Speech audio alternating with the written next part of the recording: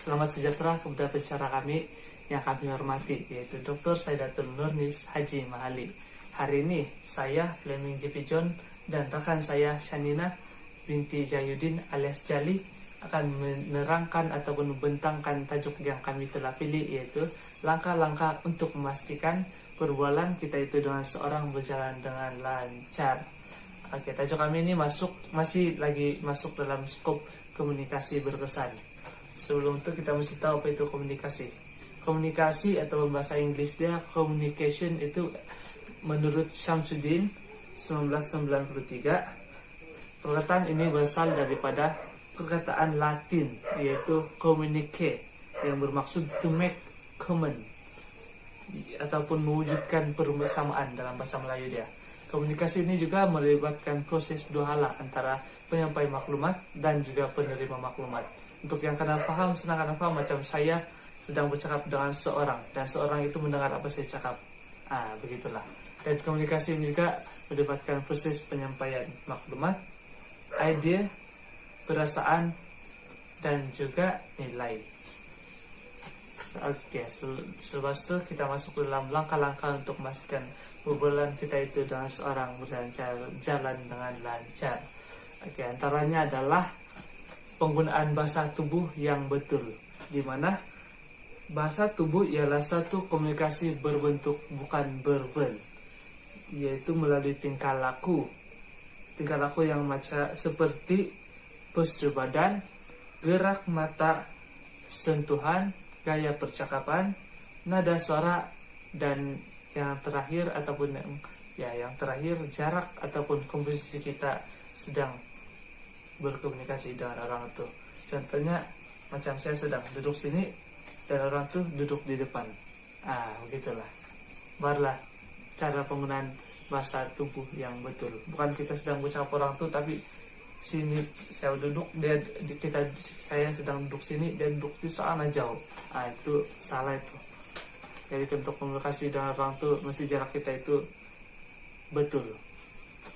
Sama macam contohnya untuk kita berkomunikasi dengan berkesan tuh, waktu kita menyampaikan maklumat itu atau kita bercakap dengan orang tuh pasal benda yang serius, adalah ekspresi muka kita, tubuh kita itu sedang dalam ekspresi yang serius. Bukan kita bercakap serius, tapi bila orang tuh tengok apa kita punya ekspresi macam orang yang tidak serius. Itu salah itu komunikasi yang tidak berkesan.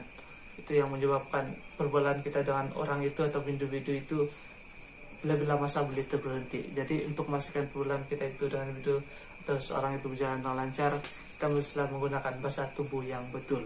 Oke, dan yang seterusnya ialah bersikap positif, dimana kalau kita memulakan perbualan kita dengan seorang itu ataupun yang kita baru kenal, bila kita pikir positif pasal orang itu, bukan kita membawa bercakap sama dia tapi kita pikir dia negatif. Ini yang menyebabkan penyampaian ataupun komunikasi kita itu tidak berkesan dengan orang itu. Sewaktu kita berbual dengannya, mungkin kita bercakap dengan orang itu dengan nada yang suara ataupun cakapan yang macam seorang yang marah. Waktu dia tidak bercakap dengan kita pun kita macam seolah-olah tidak mendengar dan menutup telinga kita, macam menjadi seorang yang tuli. Itu salah. Jadi untuk memastikan komunikasi kita itu berkesan dan perbualan kita berpanjangan dengan seorang individu itu, kita perlulah pastikan kita berpikiran positif pasal orang tuh. Kita pikir dia seorang yang beradab, orang yang sopan, dan juga orang yang baik-baik.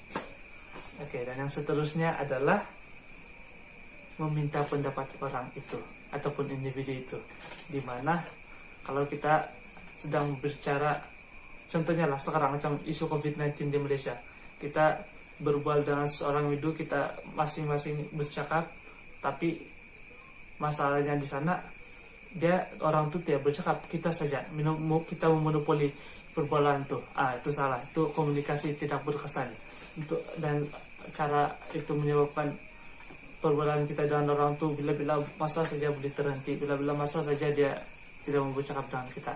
Jadi untuk memastikan komunikasi kita itu berkesan dengan orang itu atau individu itu, kita haruslah sama rata. Contohnya kita bercakap, orang itu pun bercakap. Kalau dia malu untuk bercakap atau bagi pendapat, kita tanya dia. Itulah cara supaya orang tuh pikir kita bukan seorang yang orang Sabah bilang temberang, ataupun kalau di Malaysia ini orang yang bermegah, suka tinggi-tinggikan diri. Nah, itu yang menyebabkan kadang-kadang komunikasi kita itu dengan seorang itu tiba-tiba terberhenti.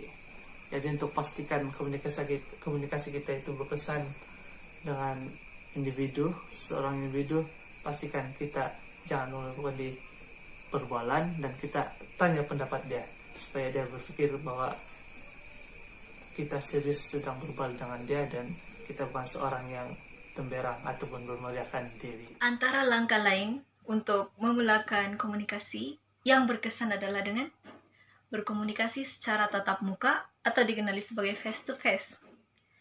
Walaupun segalanya berada di hujung jari, namun komunikasi secara tatap muka ini tidak boleh dipinggirkan karena ia dapat melahirkan rasa percaya dalam diri seseorang terhadap orang lain.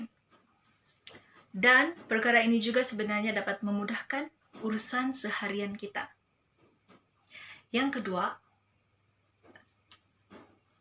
kita juga boleh memulakan komunikasi yang berkesan dengan memberikan senyuman dan sapaan kepada orang lain. Yang mana ekspresi wajah yang menyenangkan sebenarnya memberi kesan positif kepada orang sekeliling kita, kepada orang yang melihat ekspresi wajah kita. Contohnya seperti senyuman yang ikhlas. Dan kita tahu bahwa senyuman yang ikhlas ini merupakan salah satu komunikasi non-verbal. Namun, komunikasi ini dia tidak akan sempurna sekiranya kita memberikan senyuman saja.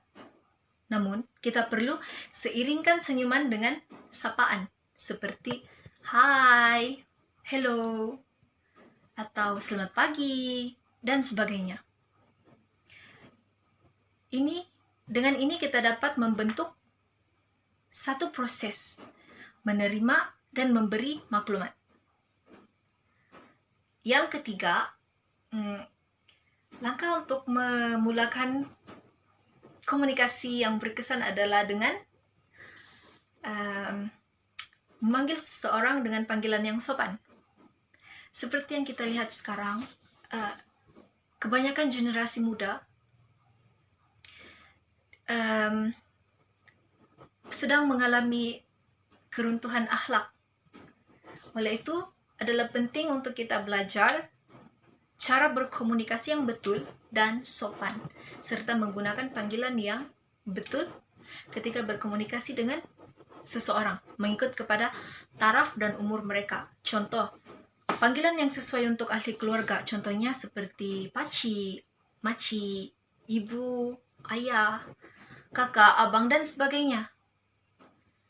Dan perkara ini sebenarnya dapat melahirkan perasaan mesra dalam kalangan ahli keluarga.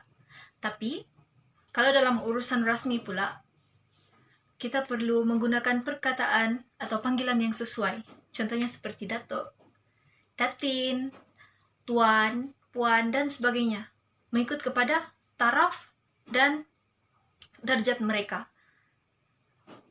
Oleh itu, adalah penting untuk kita mengetahui latar belakang seseorang agar kita dapat selaraskan panggilan yang sesuai untuk mereka. Akhir sekali,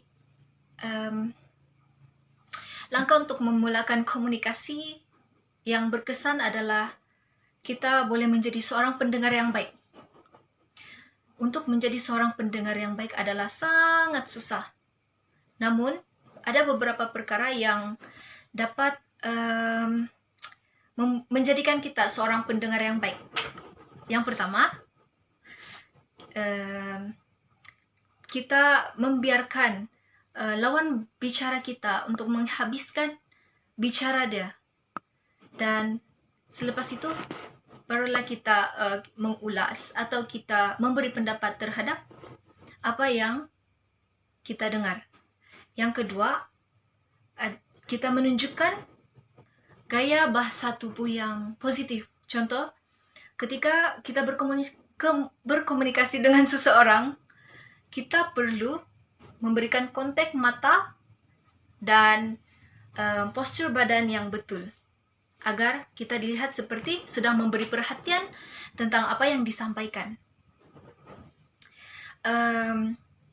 Dan kita juga digalakkan untuk menghindari media massa. Kesimpulannya, komunikasi adalah salah satu proses pertukaran maklumat, dan komunikasi ini selalu dan sering digunakan dalam kehidupan seharian. Komunikasi juga merupakan salah satu medium untuk kita memberitahu, untuk kita meluah, untuk kita menerima dan menghantar sesuatu maklumat yang kita terima kepada orang lain. Sekian dan terima kasih.